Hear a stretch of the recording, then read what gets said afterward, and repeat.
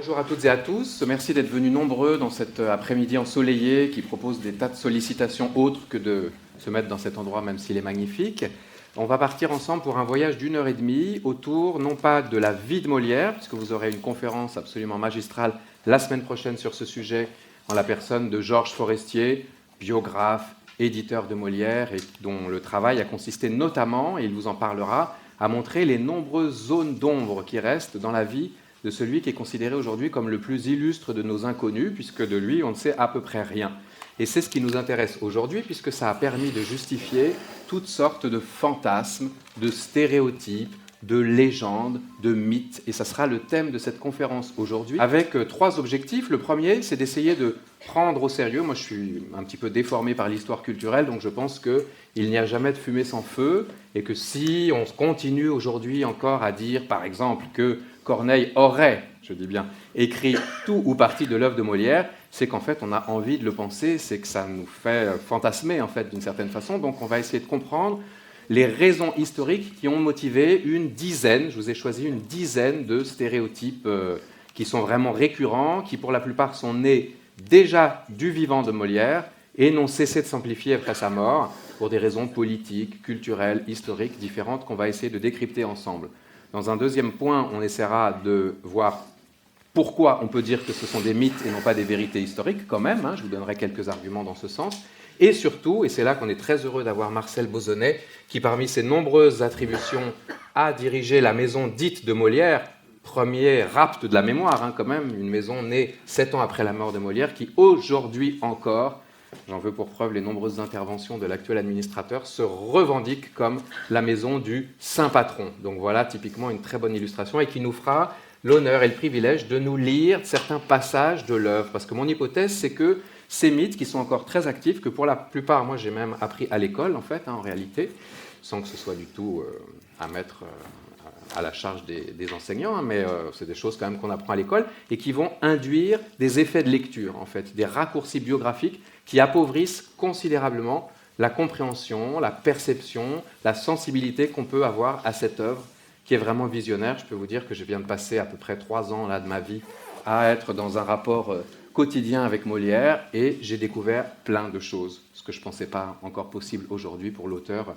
le plus lu, le plus traduit, et le plus joué, en langue française en tout cas, dans le monde. Pas très loin derrière Shakespeare d'ailleurs, même s'il y a quand même un petit gouffre encore qu'on espère pouvoir résorber un jour. Donc le principe, ça sera que sur un certain nombre d'idées reçues, on a choisi ensemble avec Marcel des textes, et voilà, il vous fera entendre des textes qui peut-être vont résonner différemment après ce qu'on aura dit, et vont vous permettre de comprendre comment justement on peut arriver à biaiser cette lecture. Et donc je vous inviterai évidemment, comme devoir de fin de conférence ce soir, à relire les 33 pièces de Molière. Avant la semaine prochaine, car Georges Forestier fera une interrogation écrite. Je préfère vous prévenir, comme ça vous le savez. Alors, parmi ces 10 stéréotypes, d'ailleurs j'ai envie de vous interroger comme ça très rapidement, c'est toujours un peu délicat quand on commence à donner la parole à la salle, ça peut conduire à des débats assez longs, mais en tout cas, est-ce que vous avez des idées comme ça, spontanément, des différents mythes qui vont être abordés aujourd'hui, des choses dont vous savez, peut-être parfois confusément, qu'elles sont fausses, mais que vous entendez, que vous continuez à voir, et qu'on a vu notamment dans la récente fiction télévisée qui est passée sur la 3 la semaine dernière, et qui commence notamment par une magistrale scène de fiction politique, le déjeuner à la table du roi. On en reparlera. Voilà, j'ai déjà donné un élément de réponse, évidemment. On est à Versailles, on va parler de ce rapport très fantasmé entre l'artiste et son roi, mais d'autres clichés. On a cité évidemment Corneille, mais...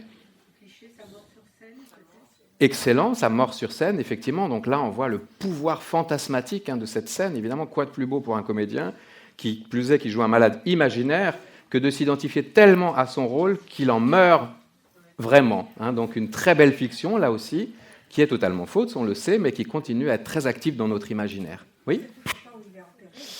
En fait, il n'est pas enterré, manifestement.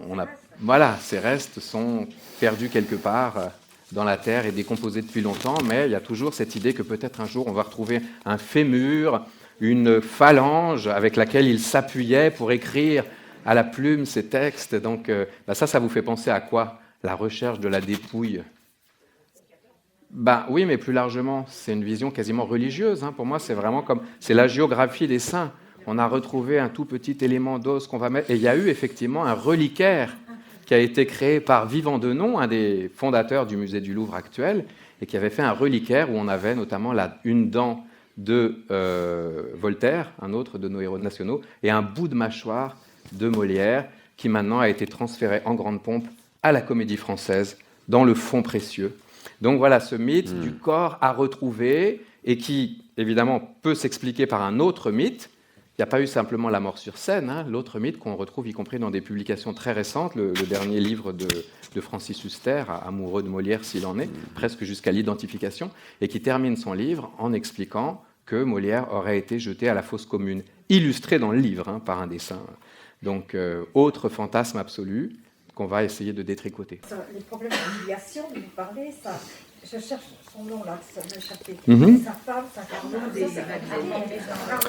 Une histoire un peu mystérieuse. Est-ce qu'elle était sa fille? Donc, vous êtes en train d'accuser Molière, considéré par la Troisième République comme... Oui. Non, c'est très bien, ça fait partie des stéréotypes, effectivement. Est-ce qu'il a eu une relation adultère avec sa fille? Alors, certains disent même biologique, d'autres au moins adoptive, ce qu'on appelle aujourd'hui un inceste de deuxième type, hein, avec sa belle-fille d'une certaine façon, ou non. Eh ben, on va répondre aussi à cette question. Là, je laisse un peu de suspense, évidemment. Et...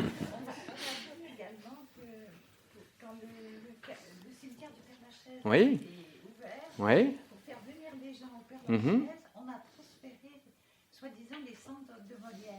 Exactement. Donc l'idée du transfert de ce qui restait, en tout cas des cendres, et qui avait été exhumé pendant la Révolution française, en 1772, puis conservé dans une aile abandonnée d'un musée, et finalement remis au Père-Lachaise comme argument publicitaire. Donc ça, c'est très intéressant. C'est un des points qu'on a développé dans la petite expo qui a lieu en ce moment à Versailles. C'est Molière, objet publicitaire, en fait, objet d'un marketing culturel. C'est le début de cette exploitation de son image dans une sorte de tourisme culturel au XIXe siècle. Et le pari a été gagné, puisque avant l'arrivée de Molière, enfin du supposé Molière au Père-Lachaise, il y avait quasiment personne qui achetait des parcelles. On était dans un cimetière qui était en dehors de Paris à l'époque, qui avait mauvaise presse, les gens voulaient être enterrés, enfin voulaient leur famille près de chez eux.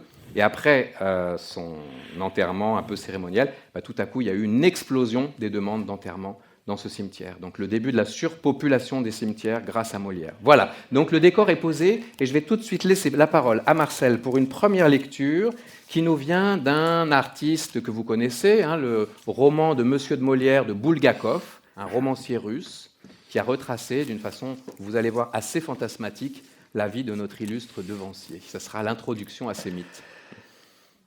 Rongé par le ver de la mélancolie, Molière aborda l'année 1664 toute auréolée d'une gloire qui avait traversé la France, franchi les crêtes des Alpes et essaimé dans les pays voisins.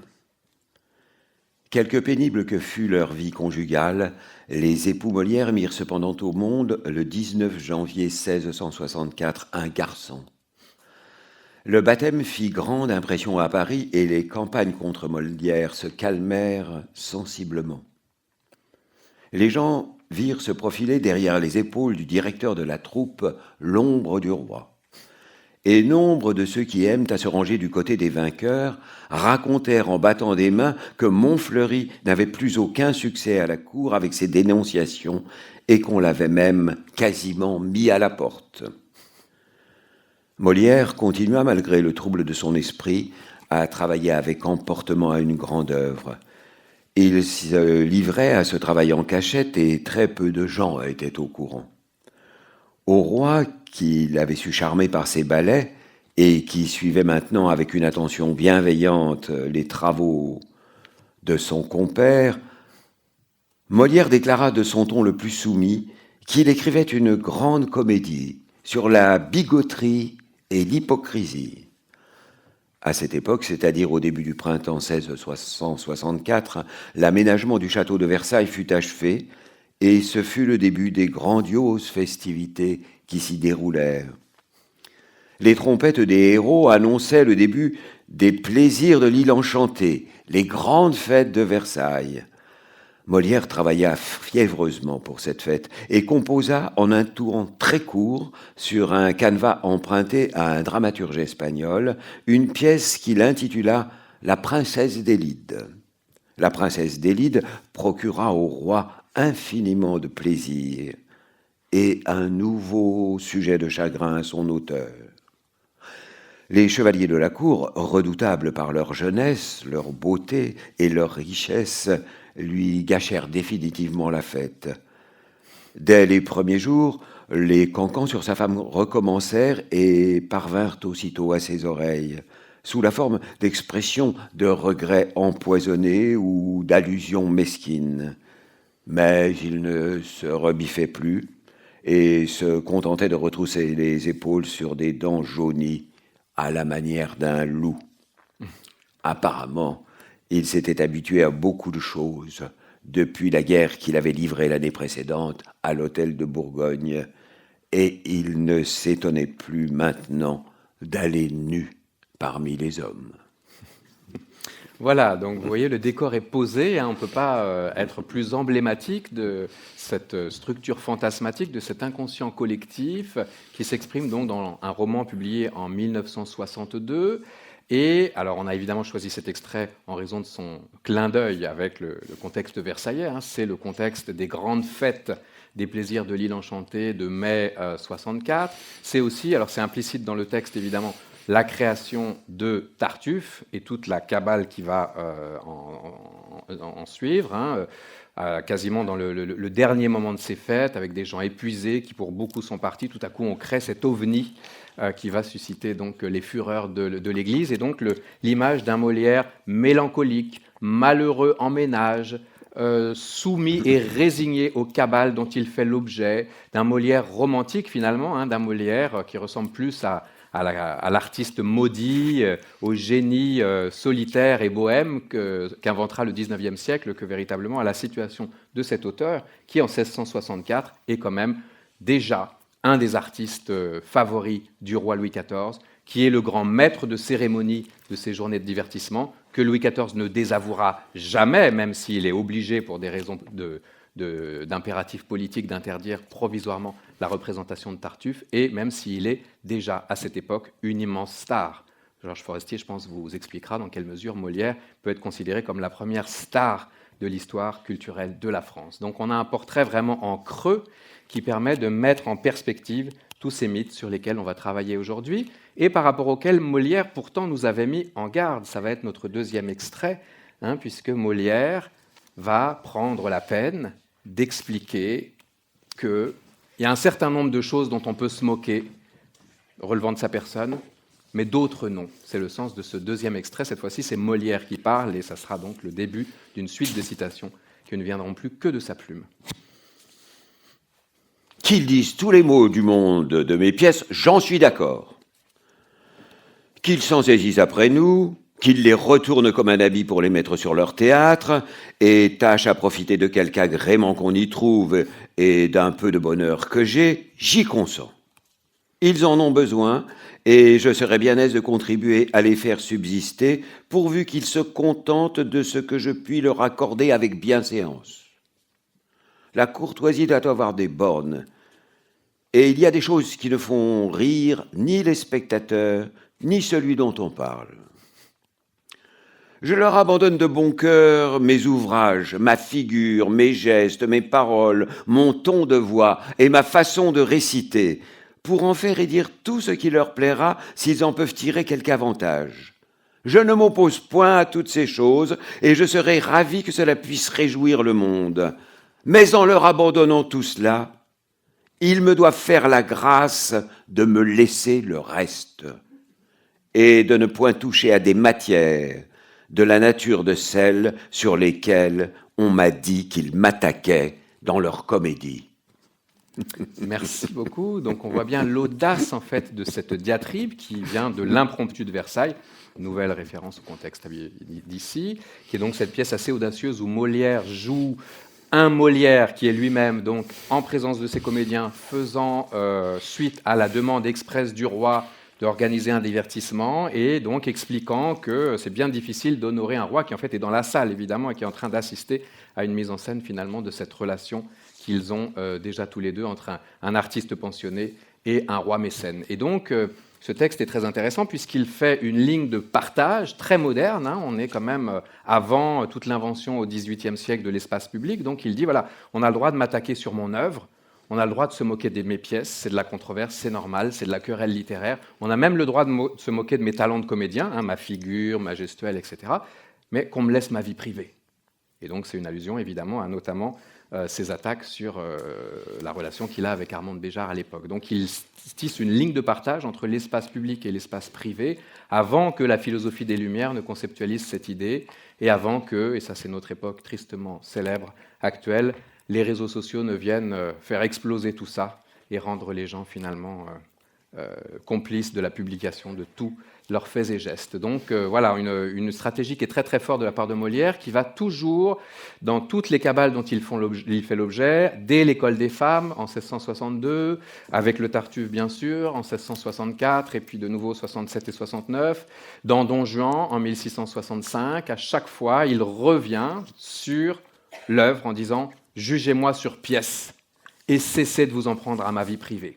Puisqu'il fait déjà l'objet à l'époque de l'attention de ce qu'on pourrait appeler la presse people de l'époque. À l'époque, ça s'appelait des gazettes, et c'était déjà le même fonctionnement qu'aujourd'hui. On traquait, on épiait les personnalités célèbres pour essayer d'effriter le mythe, pour essayer d'écorner leur réputation. Donc une phrase très importante qui devrait régler de façon définitive la question des raccourcis biographiques que son œuvre justifie encore aujourd'hui. Et pourtant, je commencerai par un premier mythe, le premier d'une série de 10 mythes, le mythe du Molière en rupture de lien familial, le mythe du Molière opposé à son père, qui n'aurait, tout ça est au conditionnel, jamais accepté sa vocation d'acteur, qui aurait refusé son statut de premier-né, l'aîné d'une famille de riches marchands tapissiers de Paris, et qui était donc destiné, sans effort ou presque, au prix de quelques études de pure convention, à reprendre et la fonction de son père, honorable, à l'intérieur de la corporation des maîtres tapissiers. À l'époque, c'est une des plus grandes corporations de métiers, d'artisanat d'art, et aussi la fonction de valet tapissier de la chambre du roi, qui est une charge en fait transmissible de père en fils que son père avait souscrite pour lui. Donc ce fils rebelle, ce fils indocile, ce fils qui vient donc de cette jeunesse dorée qu'il a refusée pour adopter la profession la plus décriée de l'époque, comédien, il faut quand même imaginer qu'en tout cas à Paris, c'est pas pareil dans toute la France, mais à Paris, on hérite d'une vieille règle du droit canon qui considère que les comédiens font un métier qui est une injure faite à Dieu, donc ils sont vraiment frappés d'opprobre. C'est pour ça qu'il y aura la querelle dont on parlera tout à l'heure sur sa sépulture, c'est pour ça que le comédien doit abjurer sa profession s'il veut pouvoir rejoindre la communauté des chrétiens. Donc on a vraiment un métier qui est frappé d'infamie. Donc on peut effectivement s'imaginer que le père Molière, Jean Poquelin, que le père Poquelin, d'ailleurs à cette époque-là, Molière n'est pas Molière, a vu d'un assez mauvais œil cette vocation irrépressible qui s'est emparée de Molière. Mais pour autant, il n'a jamais désavoué son fils, et on en a pour preuve un petit mémoire qui atteste du fait qu'en 1645, au moment de la faillite de la première troupe de Molière, l'illustre théâtre, qui n'a duré que 2 ans, eh bien c'est lui qui va payer la caution de Molière et lui permettre, après 2 jours de prison à la prison du Châtelet, de sortir de prison. Donc aucune punition, aucune vengeance, aucune animosité d'un père qui, au contraire, est un père aimant et qui va aller au secours de son fils et lui permettre en fait de continuer dans ce chemin aventuré qui va le conduire pendant 15 années sur les routes de province. J'en reparlerai dans un instant. Donc vous voyez, le premier mythe, c'est ce mythe du Molière en rupture de lien familial. C'est ce mythe du Molière qui aurait été initié au théâtre, non pas par son père, mais par son grand-père, personnage qu'on retrouve y compris dans le film d'Ariane Nouchkine de 1978, le grand-père qui va contre l'avis du père, qui est présenté comme une sorte d'atrabilaire, très nerveux, très colérique, très autoritaire, et qui va finalement presque en cachette aller initier Molière au théâtre, et notamment au théâtre de rue, au théâtre des battleurs forains. Donc tout ça est une pure fiction, est une pure invention, mais qui évidemment a un pouvoir fantasmatique énorme, puisque ça va dans le sens de cette vocation, de cette idée que Molière n'a pas hésité à renoncer à un statut social enviable pour pouvoir aller se mettre en danger, et donc par extension, évidemment, son statut dans la fin de sa vie d'auteur consacré à la cour comme à la ville devient une sorte de success story, de destin exemplaire en fait, de celui qui a refusé les facilités de la charge de son père, pour pouvoir y revenir en grande pompe, finalement, à la demande du roi, en tant que poète officiel et que organisateur des divertissements de la cour. Donc vous voyez qu'évidemment, il y a une espèce de structure fantasmatique qui s'inscrit là-dedans et qui notamment va biaiser, ça sera notre premier extrait des œuvres, qui va biaiser la réception qu'on peut avoir de son œuvre, puisque généralement, on lit dans l'œuvre de Molière, où les pères sont très nombreux, hein, on est dans l'espace de la comédie, donc c'est des histoires de famille.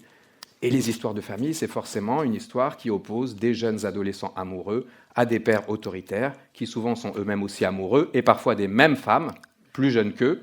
Donc le conflit générationnel, là aussi très moderne, entre le père et le fils, pour s'acquérir les faveurs d'une jeune fille. Et ensuite, évidemment, toute la stratégie du père pour pouvoir débouter son fils et contrarier le désir des jeunes amants. Donc tout ça peut être lu de façon très réductrice comme une sorte de vengeance ou de structure névrotique du roman familial de Molière qui va finalement s'opposer à son père par théâtre interposé. Et ça, c'est dommage parce que ça désactive toute la dimension très moderne de ce théâtre, excusez-moi, qui au contraire a bien compris que le père de famille sous l'Ancien Régime, dans le droit d'Ancien Régime, c'est le souverain de son foyer. Donc c'est le représentant du roi dans l'espace domestique, le roi étant lui-même le représentant de Dieu dans la société. Donc le père de famille est un Dieu pour sa femme et pour ses enfants. Il est le fondement même de ce qu'on appelle aujourd'hui la structure patriarcale, pardon, qui justifie la soumission des enfants et des épouses. Donc ça, c'est une lecture qui est quand même beaucoup plus politique et beaucoup plus riche et qui permet de comprendre dans quelle mesure Molière, qu'on appelait le peintre, qui est un observateur très avisé de la société de son temps, est allé finalement au cœur de l'attaque et a porté sur ce personnage du père l'essentiel de sa charge satirique. Ce qu'on oublie aujourd'hui, puisqu'on dit Molière, c'est il s'oppose aux médecins, il s'oppose aux dévots. Non, en fait, la tête de Turc la plus fondamentale de son théâtre, c'est le père, et notamment un des plus connus, qui va nous être interprété ici, le représentant de l'autorité. Arnolphe. Arnolphe, l'école des femmes. Votre sexe n'est là que pour la dépendance. Du côté de la barbe est la toute-puissance. Bien qu'on soit deux moitiés de la société, ces deux moitiés pourtant n'ont point d'égalité. L'une est moitié suprême et l'autre subalterne.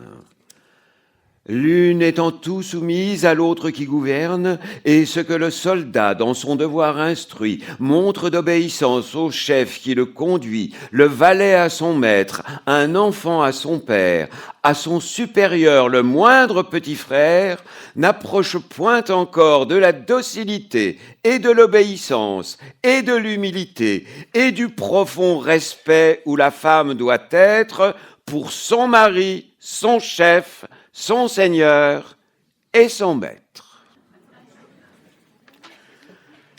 Lorsqu'il jette sur elle un regard sérieux, son devoir aussitôt est de baisser les yeux et de n'oser jamais le regarder en face que quand d'un doux regard il lui veut faire grâce.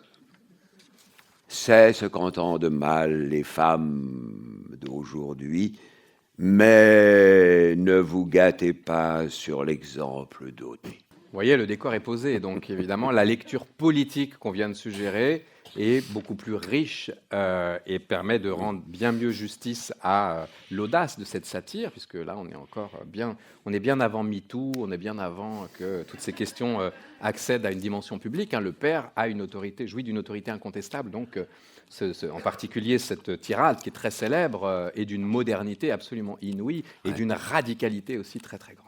Deuxième mythe, je passerai plus rapidement dessus, le mythe de la bohème littéraire. J'en parlais tout à l'heure, donc on suit un petit peu les étapes de la vie de Molière. Après donc cette prison pour dette, dont il a été sauvé par son père, qui va payer pendant plusieurs années ensuite la créance pour pouvoir rembourser ses dettes.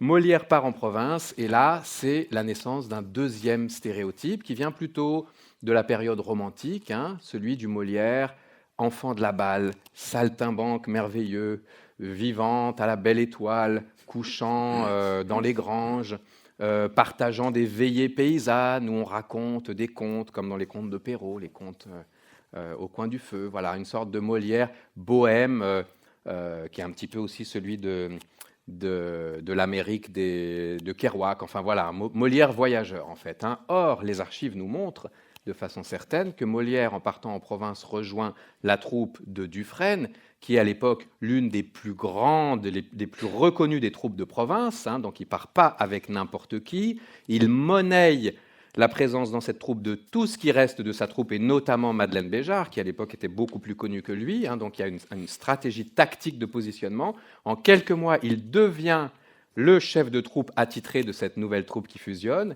et il se place sous la protection de plusieurs grands seigneurs, notamment dans les États du Sud-Ouest, qui sont un peu frondeurs sur les bords. Donc Molière, au in extremis, va se placer sous la protection d'un prince de sang, le duc de Bourbon-Condy, qui est donc une des personnalités les plus influentes du régime. Et donc, il a plutôt la vie de château que véritablement la vie de bohème. Mais évidemment, le mythe est beau et il permet d'accréditer l'idée selon laquelle s'il y a des personnages, par exemple paysans ou populaires chez Molière, c'est parce que justement, il a eu cette connaissance directe de la France, des terroirs. Autre stéréotype assez intéressant. Donc je passe, enfin, on ne va pas tous les illustrer, évidemment, sinon on vous garderait jusqu'à 20h ce soir, mais en tout cas, vous voyez comment les choses se construisent. Troisième mythe persistant, je suis étonné de ne pas l'avoir entendu tout à l'heure, le tragédien raté. Comment mieux faire que d'essayer de salir l'image du plus grand auteur de comédie que de dire oui, mais enfin, il a fait ça parce que par facilité, parce que quand même les vrais grands genres, à l'époque, la tragédie, c'est le genre noble par excellence, qui tient le haut du pavé dans la hiérarchie des formes. Donc, évidemment, forcément, le ramener à cette notion de poète comique, c'est à la fois le réduire à son métier de comédien et en même temps le réduire à son métier d'auteur de second ordre, comme on disait à l'époque, et jusqu'au XIXe siècle, d'ailleurs, on a trouvé ces appellations. Il y avait les auteurs de premier, deuxième et troisième ordre. Ça, c'est également doublement faux. On en a pour preuve le répertoire avec lequel il part en province, qui est un répertoire estimé à environ 90 pièces, avec les plus grands, Corneille, Rotrou, plus tard Racine. Donc on a les plus grands tragédiens. Quand Mignard fait ce fameux portrait que tout le monde connaît aujourd'hui, qui est absolument partout, ce n'est pas en Sganarelle qu'il le représente, c'est en César, dans une pièce de Corneille. Ça dit quand même quelque chose. Et donc, comme comédien, il est incontestablement un très bon comédien tragique. Et cette histoire de hoquet qu'il aurait, qui l'empêcherait de dire l'alexandrin, cette histoire de jeu grimacier, sont évidemment de pure invention. C'est ces détracteurs de l'hôtel de Bourgogne qui l'ont inventé pour salir sa réputation. Et comme auteur, si on regarde l'entièreté de son œuvre, on se rend compte que Don Juan aurait très bien pu être donné pour une tragédie, ou pour le moins une tragicomédie, sans problème. Un héros enfermé dans ses contradictions, qui est puni à la fin. Ça sonne exactement comme une structure tragique, je ne sais pas ce que tu en penses, ça tient la route. Le misanthrope, par cette espèce d'aveuglement volontaire, de renoncement à tout, par cette espèce de sincérité finalement du personnage qui n'arrive pas à sortir en fait de ses obsessions, pareil. Et puis, Molière a quand même fait aussi des œuvres comme Psyché qui sont à la frontière en fait des genres, sans parler évidemment de toutes les comédies-ballets qui pourraient parfaitement, elles aussi, s'inscrire dans les grands genres de l'époque. Donc, troisième mythe, ce mythe de l'acteur et de l'auteur comique de second ordre est tout à fait intéressant sur la façon dont aujourd'hui encore, dans l'école de la République, on a quand même intériorisé la hiérarchisation des formes de l'art qui nous est directement héritée de l'époque classique, époque où on n'appelait pas encore les classiques classiques, puisqu'ils étaient en train d'inventer le classicisme. Voilà le troisième mythe. Quatrième mythe, on va s'attarder un peu plus là-dessus. Il vous importe, je le sais, vous m'en avez parlé tout à l'heure, la contestation de son auctorialité. Là aussi, c'est très tentant pour celui qui est considéré comme l'auteur phare de la culture française, de la langue de Molière, quand même, c'est pas rien. L'incarnation même de l'esprit français qui naîtrait quelque part autour de Rabelais, qui se perpétuerait dans une grande tradition farcesque, burlesque, etc., que Victor Hugo au XIXe reprendra à son compte. Donc ce grand auteur français, évidemment, il était tentant de contester son existence en tant qu'auteur, d'autant plus que, négligence suprême, il n'a laissé aucun manuscrit autographe. Et il a été aussi assez négligent dans l'édition de ses œuvres, puisque plusieurs des pièces, celles qu'on vient de vous lire, l'Impromptu de Versailles n'est pas publiée de son vivant.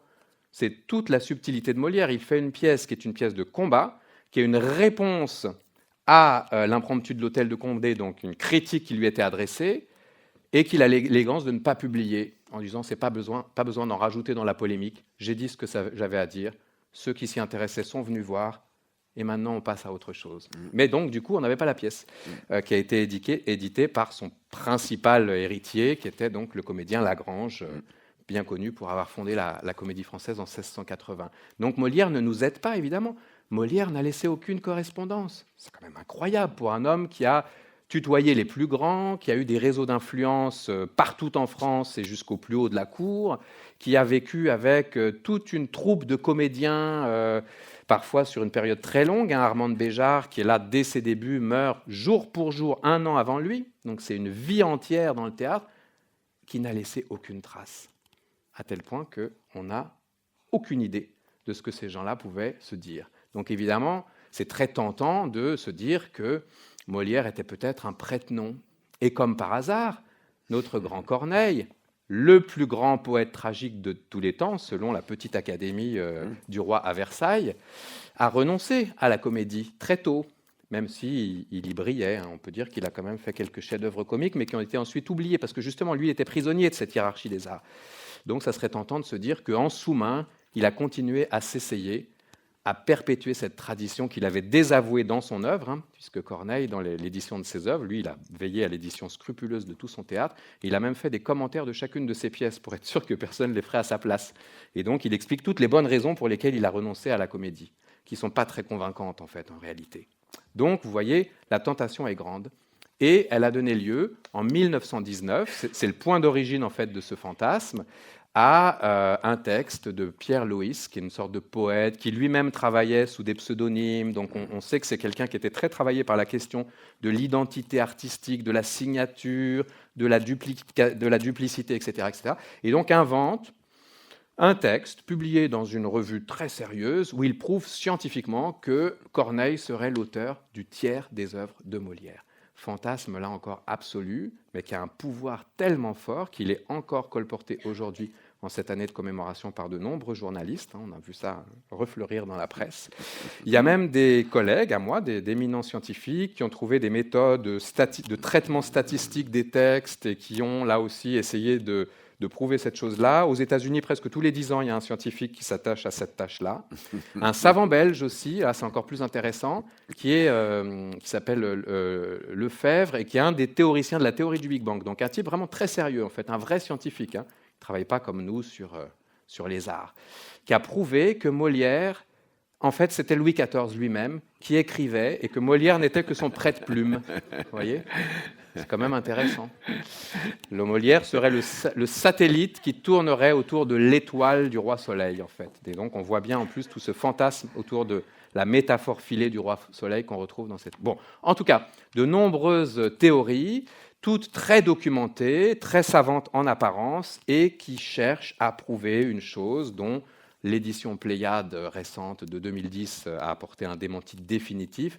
Vous pourrez poser la question directement à Georges Forestier la semaine prochaine. Molière, c'est le seul auteur, avec Proust, qui a 2 éditions Pléiade à moins de 40 ans d'intervalle.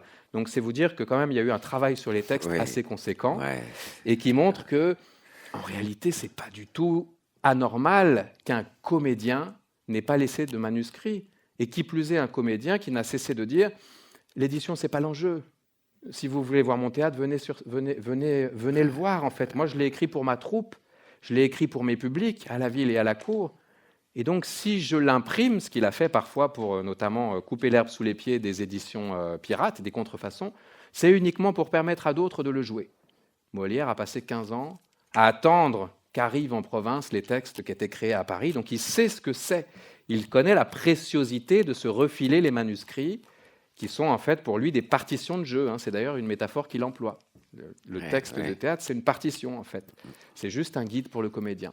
Et ça n'existe que dans l'action. Donc, il n'y a aucune anomalie à ça, il n'y a aucune suspicion à ça, il y a simplement une pratique d'usage. Je vous rappelle aussi qu'à l'époque, le théâtre est représenté avant d'être imprimé, quand il l'est. Il y a d'immenses succès qui ne sont jamais imprimés, y compris d'ailleurs ensuite au siècle suivant, au XVIIIe siècle. Aujourd'hui, un auteur de théâtre, il essaye d'abord d'aller taper à toutes les portes des petits éditeurs de province, et puis après, peut-être, il envoie sa pièce au comité de lecture. Donc les choses se sont inversées. L'édition prime sur la représentation. Mais à l'époque, c'est exactement le contraire. Et le deuxième argument, le plus décisif, c'est que Molière, il est aussi et surtout connu dans les salons littéraires mondains et féminins, dans ces lieux où on pratique ce qu'on appelait la culture galante, qui a fait l'objet d'un ouvrage magistral de Alain Viala, paix à son âme, et qui montre très bien que pour le poète galant, eh bien, la valeur cardinale, c'est la modestie, c'est l'humilité, c'est le fait de ne pas se mettre en valeur dans son œuvre, de ne pas exemplariser notre œuvre, que finalement l'œuvre littéraire, elle est une prolongation de la conversation du salon, en fait. Donc elle doit rester aussi évanescente et volatile que la conversation même qui lui a donné naissance. Et donc voilà une autre raison pour laquelle on peut penser que Molière n'avait pas une très grande attention à la façon dont on éditait son théâtre, même si parfois il s'est montré redoutable. J'en veux pour preuve Les Précieuses Ridicules, qui sont un énorme best-seller. Là, au contraire, il a édité sa pièce, justement pour pouvoir éviter que d'autres ne le fassent à sa place, et ça a été l'œuvre qui, de son vivant, a rapporté le plus d'argent. Donc, voilà, quand c'est pas non plus un artiste évaporé, qui travaille pour la beauté du style, mais voilà, en tout cas, le rapport à l'édition, il n'est pas du tout le même qu'aujourd'hui, et le rapport même à Molière lui-même. C'est la Troisième République qui en a fait un auteur national, un auteur canonique dont on ne change plus une virgule. Et régulièrement, Éric Ruff, là, qui lance une saison Molière avec 22 pièces, dit « c'est drôle, aujourd'hui on lit dévotement la moindre virgule de Molière qui ne les a pas écrites ». Donc effectivement, la plupart de la ponctuation et même le découpage en scène, bien souvent, il s'est inventé dans des éditions ultérieures post-mortem. Donc voilà une autre chose intéressante, et on va de nouveau donner la parole à notre cher Molière dans deux petits textes liminaires, à L'amour médecin d'une part et aux Précieuses ridicules, qui nous expliquent en particulier pourquoi et comment est née cette idée d'un auteur négligent à l'égard de son œuvre et qui du coup aurait été le prête-plume de quelqu'un d'autre, dont l'identité reste à trouver. Alors le premier, c'est L'amour médecin, l'avis au lecteur de L'amour médecin, L'amour médecin, c'est de 1666. Au lecteur. Ce n'est ici qu'un simple crayon, un petit impromptu dont le roi a voulu se faire un divertissement. Il est le plus précipité de tous ceux que Sa Majesté m'ait commandé, et lorsque je dirai qu'il a été proposé, fait, appris et représenté en 5 jours, je ne dirai que ce qui est vrai. Il n'est pas nécessaire de vous avertir qu'il y a beaucoup de choses qui dépendent de l'action. On sait bien que les comédies ne sont faites que pour être jouées, et je ne conseille de lire celle-ci qu'aux personnes qui ont des yeux pour découvrir dans la lecture tout le jeu du théâtre. Ce que je vous dirai, c'est qu'il serait à souhaiter que ces sortes d'ouvrages puissent toujours se montrer à vous avec les ornements qui les accompagnent chez le roi. Vous les verriez dans un état beaucoup plus supportable. Et les airs et les symphonies de l'incomparable M. Lully, mêlés à la beauté des voix et à l'adresse des danseurs, leur donnent sans doute des grâces dont ils ont toutes les peines du monde à se passer.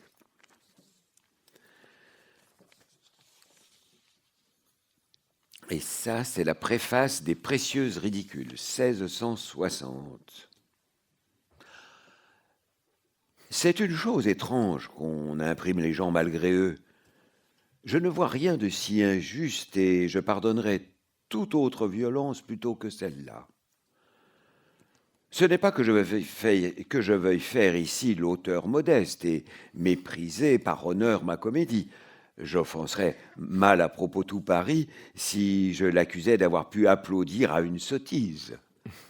Comme le public est le juge absolu de ces sortes d'ouvrages, il y aurait de l'impertinence à moi de le démentir. Et quand j'aurais eu la plus mauvaise opinion du monde de mes Précieuses ridicules avant leur représentation, je dois croire maintenant qu'elles valent quelque chose, puisque tant de gens ensemble en ont dit du bien.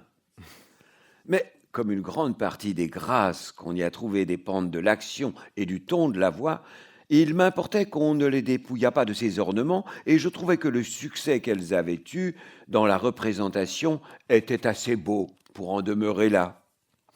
J'avais résolu, dis-je, de ne les faire voir qu'à la chandelle pour ne point donner lieu à quelqu'un de dire le proverbe, et je ne voulais pas qu'elles sautassent du théâtre de Bourbon dans la galerie du Palais. Cependant, je n'ai pu l'éviter, et je suis tombé dans la disgrâce de voir une copie dérobée de ma pièce entre les mains des libraires, accompagnée d'un privilège obtenu par surprise. J'ai eu beau crier « Oh, temps, oh, meurs !» On m'a fait voir une nécessité pour moi d'être imprimé ou d'avoir un procès, et le dernier mal est encore pire que le premier. Il faut donc se laisser aller à la destinée et consentir à une chose qu'on ne laisserait pas de faire sans moi. Mon Dieu, que l'étrange embarras qu'un livre à mettre au jour et qu'un auteur est neuf à la première fois qu'on l'imprime. Encore si l'on m'avait donné du temps, j'aurais pu mieux songer à moi et j'aurais pris toutes les précautions que messieurs les auteurs, à présent mes confrères, ont coutume de prendre en semblables occasions. Outre quelques grands seigneurs que j'aurais été prendre malgré lui pour protecteur de mon ouvrage et dont j'aurais tenté la libéralité par une dédicatoire bien fleurie, j'aurais tâché de faire une belle et docte préface. Et je ne manque point de livres qui m'auraient fourni tout ce qu'on peut dire de savant sur la tragédie et la comédie, l'étymologie de toutes deux, leur origine, leur définition et le reste. Donc vous avez reconnu là la petite pique contre le fameux Corneille, hein, qui fait l'autocommentaire de ses œuvres, et cette position justement de doctrinaire, de docte, qui travaille dans les règles et selon les règles, quitte d'ailleurs à amputer une partie de sa création. Donc on ne peut pas douter à la lecture de ces deux textes de la rhétorique implacable de Molière qui dit bah, écoutez, venez voir ce qui se passe dans la salle. Moi, j'ai pas le choix. En fait, je suis obligé d'imprimer parce que face à un tel succès, qui n'est pas de mon fait, c'est le public qui se retrouve dans mon théâtre. Eh bien, voilà. J'ai dû répondre à la nécessité impérieuse du succès, en fait, ce qui est évidemment une façon de régler définitivement la querelle avec ses détracteurs, et puis une véritable stratégie d'auteur qui se positionne justement par rapport à toutes les conventions du genre et qui se moque de l'usage de l'imprimé, tout en imprimant lui-même sa pièce. Ça s'appelle une prétérition, faire quelque chose qu'on dit qu'on n'est pas en train de faire. Et ça, c'est la grande spécialité de Molière, d'ailleurs. Il y a un magnifique texte de 4 pages, Compliment au roi, ça fait le lien avec le prochain stéréotype, Remerciement au roi, qui est une petite pièce de circonstance qu'il a écrit pour remercier le roi de lui avoir accordé une pension et de lui donner le titre de comédien ordinaire du roi, donc qui était vraiment un énorme privilège. Et donc il raconte que sa muse l'a réveillé la nuit pour lui dire qu'il fallait aller remercier le roi au Louvre à l'époque, hein, évidemment. Et puis en fait, il y a une foule de courtisans, il n'arrive pas à passer, la muse est en retard, elle arrive trop tard. Et puis donc il raconte toutes les péripéties en fait pour accéder à la personne du roi, se faire un passage parmi les courtisans. Et puis quand il arrive devant le roi, il y a une pirouette dans le texte qui dit voilà, en fait, mon compliment est fait. Je vous explique à quel point c'est difficile de venir vous remercier, et donc en fait, je vous remercie pas vraiment, mais tout en le faisant. Donc ça, c'est vraiment le cœur de la malice en fait, hein, de cette bouffonnerie en fait de Molière, qui avait d'ailleurs été signalée par la Petite Académie. La Petite Académie, c'est l'organe de communication du roi à l'époque. Il est composé notamment par le président de l'Académie française, son ministre, etc., etc. Et c'est un organisme en fait qui doit juger de la conformité ou non des différents auteurs, de ce qui se dit sur le roi. Et donc, dans ce texte, dans ce rapport qu'il fait sur Molière, il est dit que c'est un excellent poète comique. Alors, c'est moins bien que Corneille, qui est décrit par la même Académie comme le plus grand poète tragique de tous les temps, évidemment, un excellent poète comique, mais que quand même, il faut se méfier parce qu'il a un petit peu tendance à l'irrévérence et à la bouffonnerie et qu'il faudrait quand même corriger ça, quoi. Et donc, on retrouve ça, y compris dans cette façon dont il tourne autour de la convention du compliment au roi pour pouvoir finalement lui adresser, non pas de la moquerie, évidemment, c'est impensable pour l'époque, mais en tout cas, une forme de subtile ironie. Ce qui nous amène au 5e stéréotype, Molière, ami intime de Louis XIV, qui était déjà un petit peu, qu'on entendait déjà dans le texte de tout à l'heure de Bulgakov, hein, cette idée de bienveillance du roi à l'égard de son bouffon, de son fou du roi. Là, on retrouve aussi une très vieille idée hein, du poète qui fait partie de la troupe des courtisans et qui s'image dans un texte, en fait, qui est un tout petit extrait des mémoires de Madame Campan, qui raconte une scène absolument éblouissante où Molière se serait vu interdire l'accès aux offices et donc n'aurait pas pu manger avec les domestiques en tant que valet tapissier, et que donc l'incident est rapporté au roi qui décide, séance tenante, de le convier à sa table pour humilier justement ses détracteurs. Et donc on a cette scène incroyable qui a été illustrée par plusieurs peintres. Vous en verrez un exemple dans l'exposition qui se déroule en ce moment à l'Espace Richaud, puis il y en a beaucoup d'autres, notamment à la Comédie Française, le dîner avec le roi, où on voit Molière et le roi face à face, entourés de courtisans qui sont debout autour, avec des mines évidemment plutôt compassées. On sait que cette chose est tout à fait inimaginable. Ce n'est pas à vous, à Versailles, que je vais apprendre que seuls sont autorisés à manger à la table du roi les princes de sang. Donc, c'est réglé.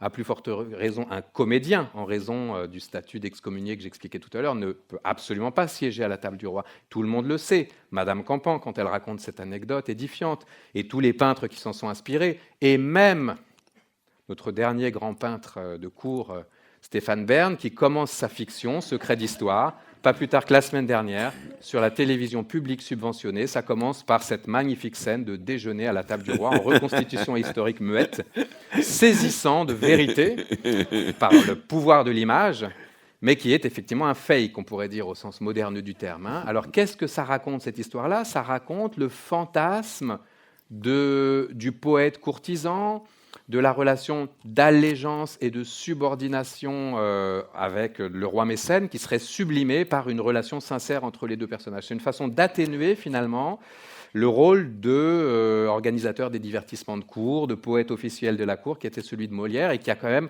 un petit peu dérangé pendant toute une période, notamment quand on a essayé de récupérer Molière dans le giron de la République, la Troisième République, qui a été obligée de faire oublier un petit peu le Molière de cour et d'inventer un Molière philosophe, moraliste, laïque et républicain. Donc tout ça devait passer au second plan. Et donc cette fiction en fait politique du Molière ami du roi, elle est à la fois une source de stratégie pour la royauté. Souvenez-vous que vous étiez tout petit à l'époque, en 1837, quand le château de Versailles a été déconsacré, est devenu le musée à toutes les gloires nationales, ce qu'on trouve encore sur le fronton, ce qu'il est encore aujourd'hui. Eh bien, c'est avec le misanthrope joué pour la première fois dans des costumes de reconstitution historique payés par Louis-Philippe lui-même sur ses deniers. Il est allé chercher quand même le plus grand costumier décorateur de l'époque, qui était Paul Lormier, qui était à l'Opéra de Paris, et qui a fait les premiers costumes de reconstitution historique du misanthrope, racontés par toutes les gazettes mondaines de l'époque, par tous les grands écrivains de l'époque qui ont assisté à cette cérémonie, et qui traduit cette réappropriation, cette captation d'héritage d'un Molière ami du roi par celui qui a voulu se donner pour la figure du rassembleur, finalement, après les décennies d'alternance politique et de guerre civile. Et puis plus tard, donc, ce Molière ami du roi, il est aussi utile pour la République, puisqu'il laisse entendre que s'ils ont une relation, ce n'est pas une relation d'allégeance, mais c'est plutôt une relation de connivence. Donc ça passe mieux, si vous voulez, pour la jeune République, de dire que Molière n'a pas répondu à une commande, mais a été dans une relation de complicité, de connivence intellectuelle avec un roi, et non pas donc son subordonné. Donc ce mythe, il est très très puissant, et de nouveau, il peut s'enraciner dans la lecture de Molière lui-même, puisque il se met en scène dans l'impromptu de Versailles, dont je parlais tout à l'heure, comme justement celui qui répond à la commande impérieuse et impérative. Et il insiste bien sur le caractère injonctif de la commande du roi, à la fois donc dans un extrait de l'impromptu de Versailles, scène 1, et dans un extrait des Fâcheux, dont je vous dirai quelques mots après. L'impromptu de Versailles, scène 1. Les rois n'aiment rien tant qu'une prompte obéissance et ne se plaisent point du tout à trouver des obstacles. Les choses ne sont bonnes que dans le temps qu'ils les souhaitent, et leur en vouloir reculer le divertissement est en ôter pour eux toute la grâce. Ils veulent des plaisirs qui ne se fassent point attendre, et les moins préparés leur sont toujours les plus agréables. Nous ne devons jamais nous regarder dans ce qu'ils désirent de nous, nous ne sommes que pour leur plaire. Et lorsqu'ils nous ordonnent quelque chose, c'est à nous à profiter vite de l'envie où ils sont. Il faut mieux s'acquitter mal de ce qu'ils nous demandent que de ne s'en acquitter pas assez tôt. Et si l'on a la honte de n'avoir pas bien réussi, on a toujours la gloire d'avoir obéi vite à leurs commandements. Mais songeons à répéter, s'il vous plaît. Tu allais fâcheux après. Ah oui, le suivant. Au roi. Sire, j'ajoute une scène à la comédie, et c'est une espèce de fâcheux insupportable qu'un homme qui dédie un livre. Votre Majesté en sait des nouvelles plus que personne de son royaume, et ce n'est pas d'aujourd'hui qu'elle se voit en butte à la furie des épîtres dédicatoires. Mais bien que je suive l'exemple des autres et me mette moi-même au rang de ceux que j'ai joués, j'ose dire toutefois à votre Majesté que ce que j'en ai fait n'est pas tant pour lui présenter un livre que pour avoir de lui rendre grâce du succès de cette comédie.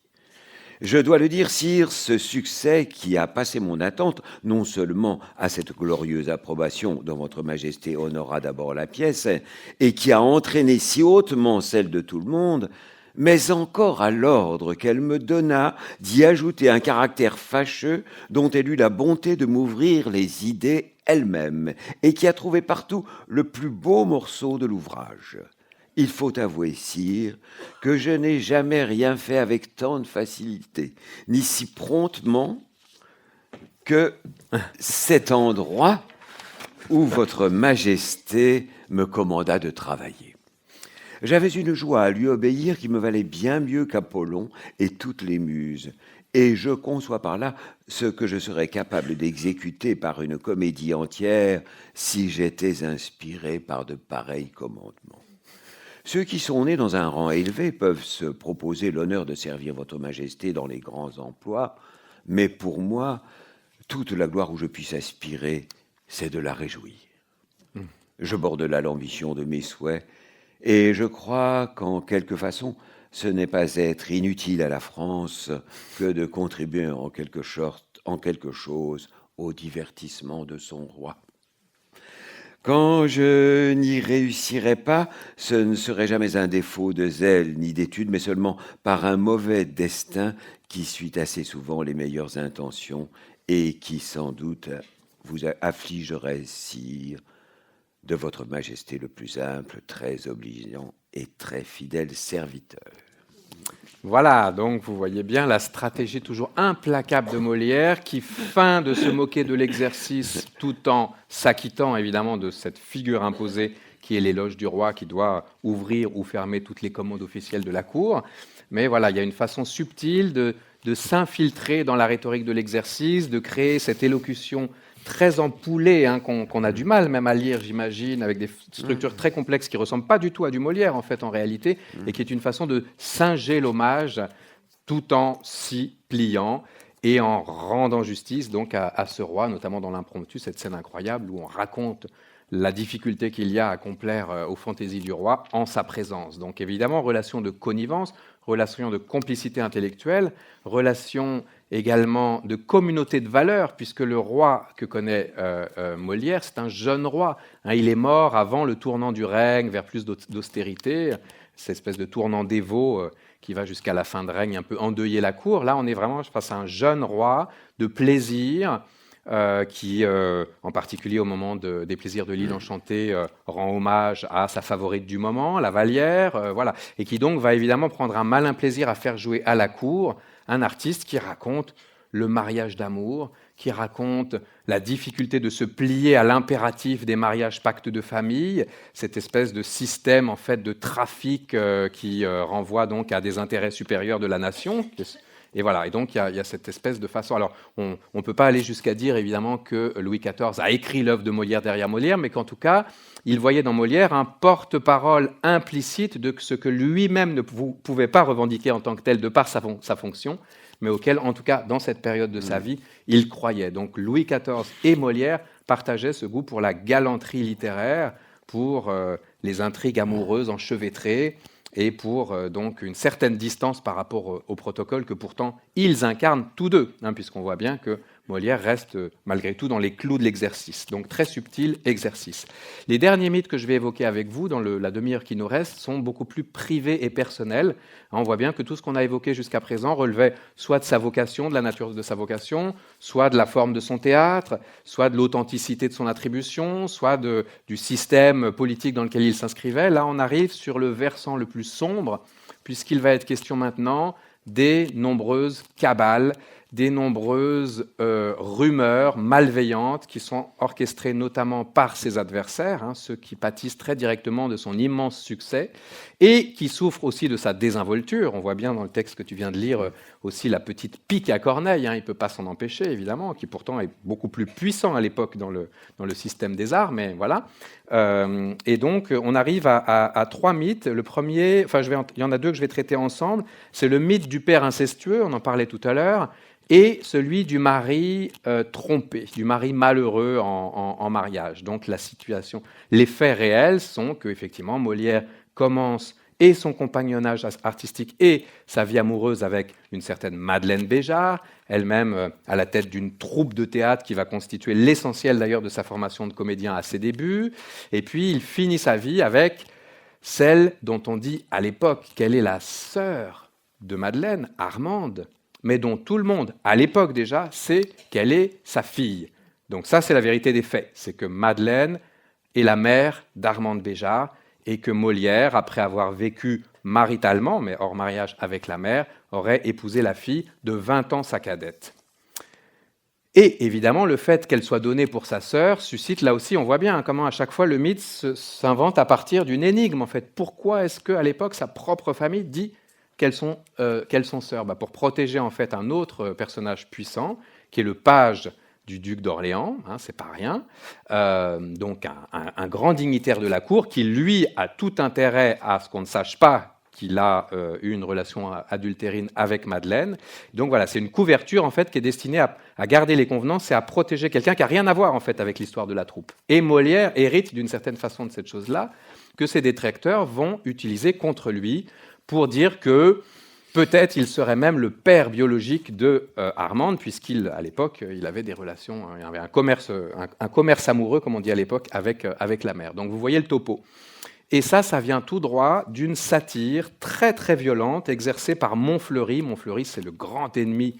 Enfin, c'est surtout Montfleury qui se considère comme son ennemi, d'ailleurs, comme on le voit dans l'impromptu, une grande désinvolture de Molière à ne pas répondre à la critique, et qui va colporter cette chose-là, en allant même à la cour invoquer auprès du roi l'immoralité de ce mariage. À l'époque, c'est comme aujourd'hui, quand on annonce un mariage, on publie des bans, et n'importe qui peut venir contester la validité de ce mariage, voire le faire casser. Donc c'est une accusation très grave, puisque si on supprime même l'hypothèse du lien biologique père-fille, de toute façon, on est dans ce qu'on appelle aujourd'hui, les anthropologues appellent ça un inceste de deuxième type. Ça veut dire qu'il va nourrir une relation amoureuse avec celle qui le considérait comme un père. Et donc ça, c'est un crime qui est puni à l'époque par l'Église et aussi par le droit d'ailleurs civil, donc qui pourrait conduire Molière aux galères.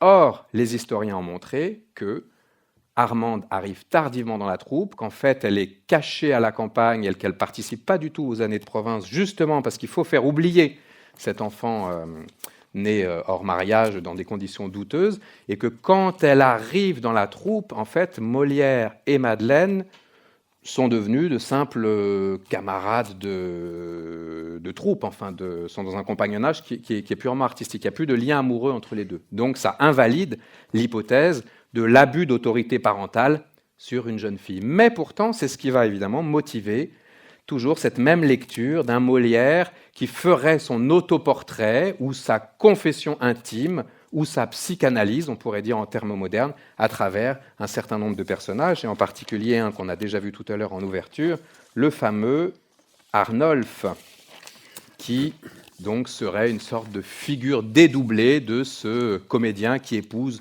une jeune femme de 20 ans, sa cadette, et dont on pense évidemment que, comme toutes les jeunes femmes et comme toutes les comédiennes, elle n'est pas particulièrement fidèle. Donc on voit bien comment arrive le deuxième stéréotype, le mythe du vieillard amoureux d'une jeune fille qui le fait souffrir par ses aventures adultérines, par sa vie amoureuse compliquée. Donc là, ça vient d'un autre texte qui s'appelle « La fameuse comédienne » et qui est un pamphlet contre Armande Béjart et qui recycle tous les vieux stéréotypes de la comédienne prostituée, qui fait partie vraiment des lieux communs de l'époque, et qui s'explique par le fait que les comédiens à l'époque sont propriétaires de leurs costumes, que donc ils ont besoin d'avoir pas mal d'argent pour pouvoir avoir des costumes fastueux, et que donc une tentation pourrait être de se faire entretenir, en fait. Et en même temps, il y a évidemment tout un vieux stéréotype qui nous vient de l'histoire religieuse et qui a toujours considéré que le comédien qui vend son corps et sa voix pour de l'argent, c'est un métier en fait qui peut faire penser à une forme de prostitution transposée sur les planches. Donc voilà un petit peu les deux stéréotypes, les deux mythes fondateurs qui permettraient de faire une lecture tout à fait à contresens du texte qui va suivre. Peut-être que chez vous, vous trouvez des sujets de craindre pour chez nous, et votre front, je crois, veut que du mariage, les cornes soient partout l'infaillible apanage. Est-il au monde une autre ville aussi où l'on est des maris si patients qu'ici? Est-ce qu'on n'en voit pas de toutes les espèces qui sont accommodées chez eux de toutes pièces?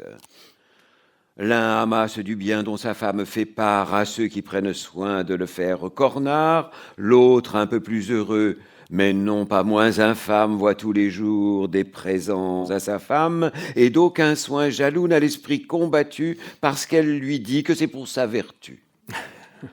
L'un fait beaucoup de bruit qui ne lui sert de guère, l'autre en toute douceur laisse aller les affaires, et voyant arriver chez lui le damoiseau, prend fort honnêtement ses gants et son chapeau. L'une de son galant, en adroite femelle, fait fausse confidence à son époux fidèle, qui dort en sûreté sur un pareil appât, et le plaint ce galant des soins qu'il ne perd pas. L'autre, pour se purger de sa magnificence, dit qu'elle gagne au jeu l'argent qu'elle dépense, et le mari benet, sans songer à quel jeu, sur les gains qu'elle fait, rend des grâces à Dieu. Enfin, ce sont partout des sujets de satire, et, comme spectateur, ne puis-je pas en rire.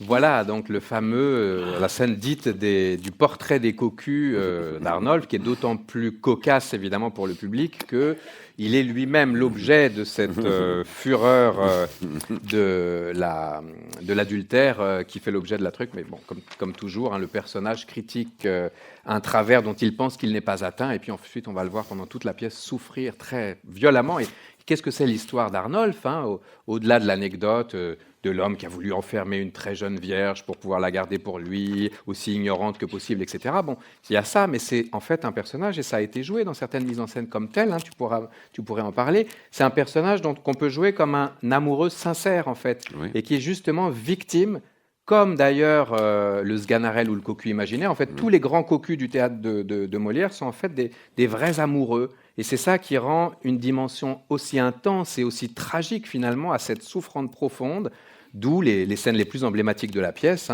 le petit chat est mort, etc., qui repose sur cette espèce de tension extrême, en fait, du personnage qui pense qu'il a été trompé, etc., etc. Donc voilà encore un exemple de raccourci biographique.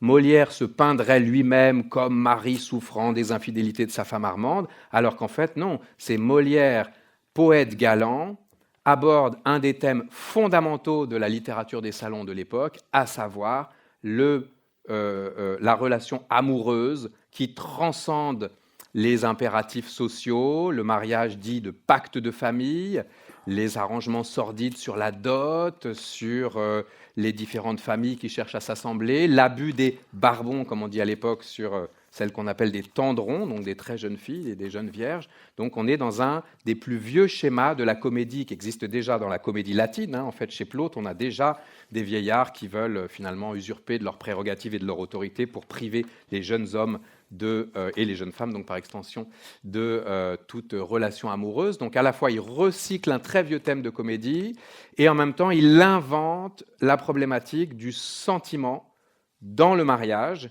qui est doublement tabou, puisqu'elle est taboue au regard de l'Église.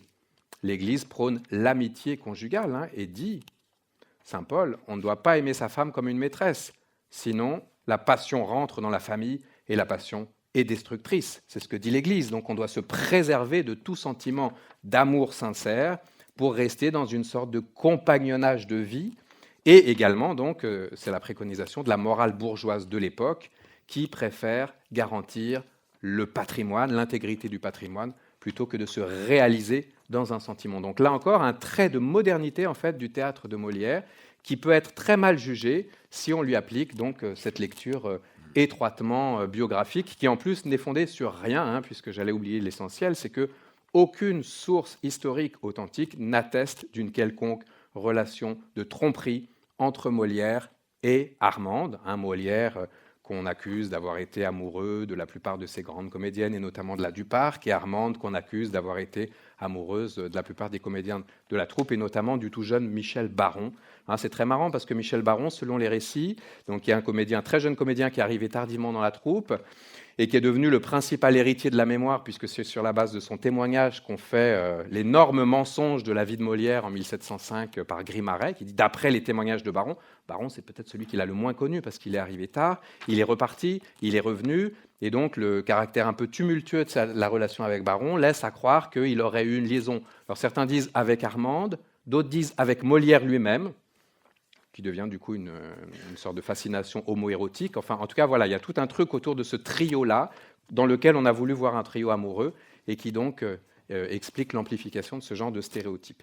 2 derniers mythes, et ça sera notre conclusion. Je vais les traiter ensemble, mais en fait, on pourrait les analyser séparément.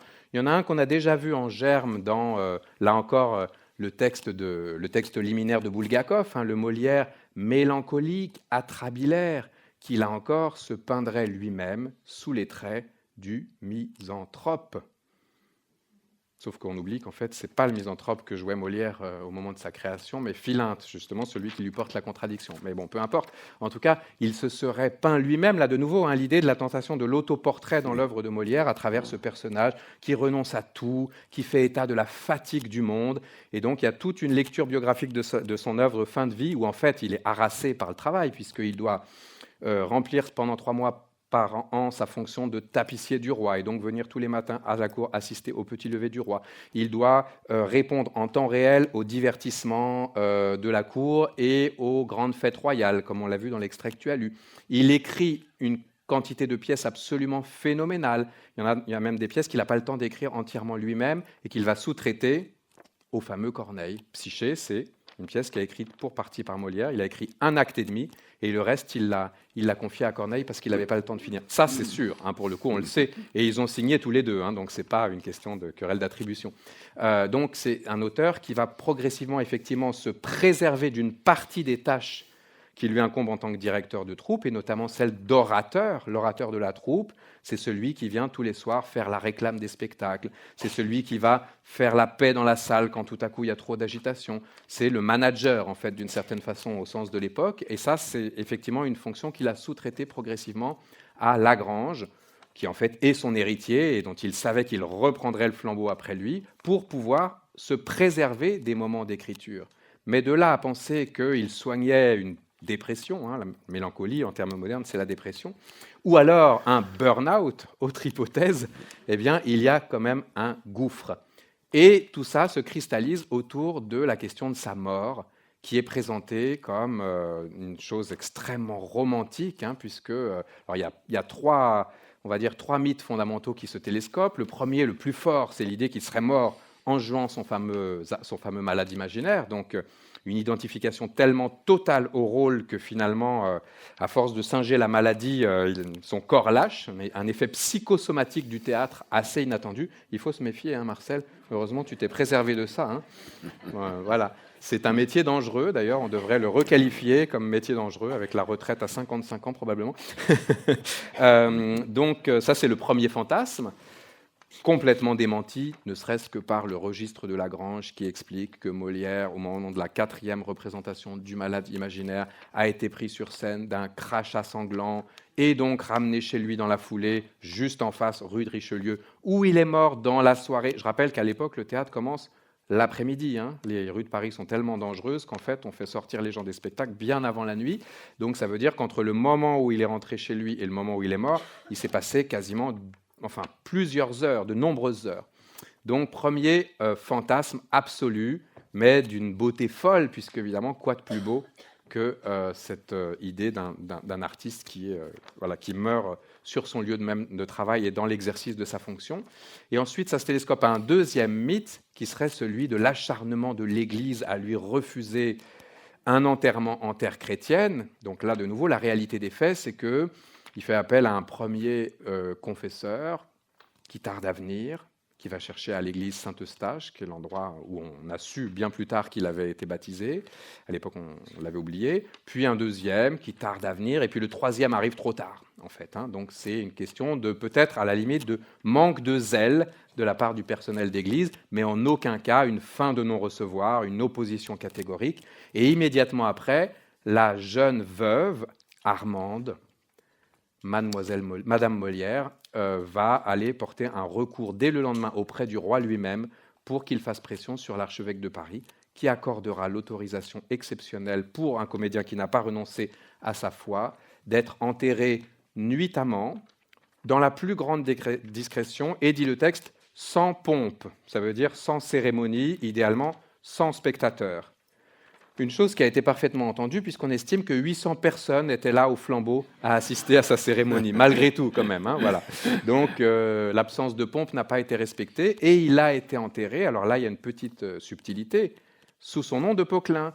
Poquelin n'est pas comédien, donc il n'y a pas de problème. C'est Molière qui est comédien. Donc sur sa tombe, sur son cercueil, on écrit Jean-Baptiste Poquelin, tapissier. Ça c'est honorable. Et donc on peut l'enterrer au pied de l'Allecroix, cimetière Saint-Joseph, et non pas, troisième mythe, balancé dans la fosse commune. Alors là, il y a deux versions du mythe. Il y a des gens qui disent il a été carrément balancé directement dans la fosse commune, sans cercueil, sans rien. Et d'autres qui disent non, en fait, comme l'Église voulait être payée et qu'il y avait une taxe, donc on l'a quand même enterré. Et puis la nuit, les prêtres sont revenus, ils l'ont déterré et ils l'ont balancé avec les indigents, au carré des indigents. Bon, tout ça est quand même assez instructif. Évidemment, ça raconte quelque chose de cet inconscient culturel profond qui est attaché à la vie de Molière, mais qui n'a aucune vérité historique. La vérité, c'est qu'il est mort probablement très brutalement, comme à peu près 30 000 Parisiens cette année-là, qui sont morts en fait de ce qu'on appellerait aujourd'hui une fluxion de poitrine, c'est-à-dire une angine en fait. Sauf qu'à l'époque, M. Pasteur n'est pas encore là. Donc on meurt d'une chose toute bête, d'une infection pulmonaire.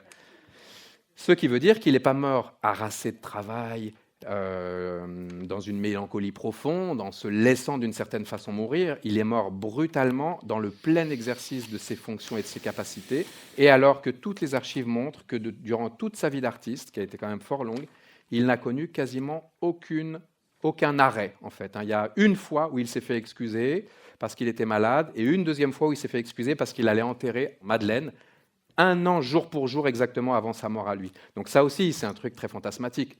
On a pu dire, oui, en fait, il a eu un tel chagrin à l'anniversaire de la mort de son amour de jeunesse qu'il s'est laissé mourir, atteint de cette profonde dépression. Vous voyez, donc tout ça, évidemment, on trouve des symboles partout. C'est effectivement troublant qu'il soit mort exactement à la même date, mais pour autant, je ne pense pas qu'on puisse dire qu'il se soit laissé mourir. Et quelques heures avant sa mort, il disait, alors qu'il était justement malade de cette fluxion de poitrine, il disait « je vais jouer, parce que sinon il y a 50 gagistes, donc c'est les intermittents du spectacle de l'époque, qui ne seront pas payés. » La conscience professionnelle chevillée au corps. Voilà. Et donc, je terminerai ce parcours, grâce à notre cher Marcel, avec une lecture évidemment imposée, Le Malade imaginaire, sa dernière pièce, celle dans laquelle il est mort, mais qui n'est pas n'importe quelle scène, puisque c'est une scène, on voit bien l'ironie suprême jusqu'au bout de Molière, qui, dans la pièce qu'il l'a vu mourir, se plaît à imaginer une discussion entre deux personnages sur justement le théâtre de Molière, et où le personnage qui est interprété par Molière lui-même, donc le malade imaginaire, dit « qu'il crève ce Molière », dans des termes évidemment beaucoup plus éloquents que ceux que je viens d'invoquer. Donc voilà la subtile ironie sur laquelle se termine à la fois sa vie et aussi se terminera notre conférence. Donc c'est la scène entre Béralde et Argan. La scène 3 de l'acte 3. Béralde.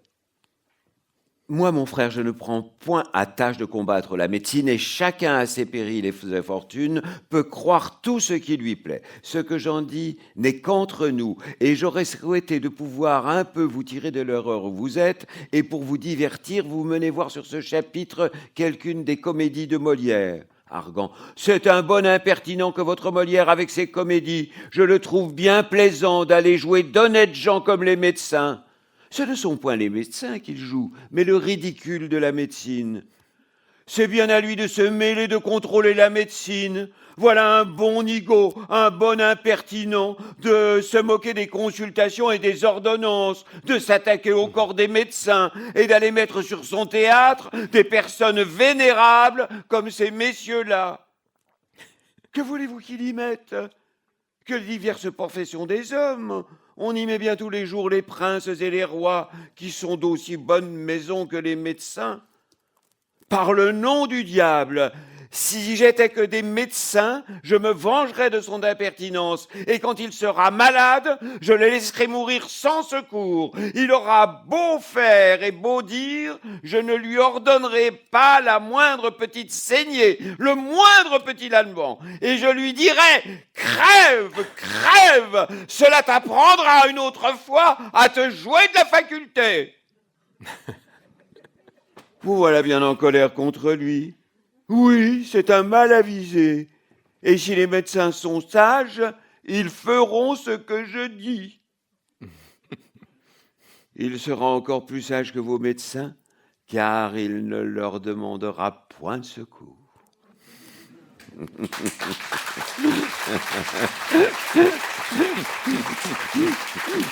Bravo. Bravo. Merci beaucoup. Merci. Donc vous voyez la dimension prophétique. Hein. Tout était dit là, à ce moment-là. Voilà, merci de votre écoute.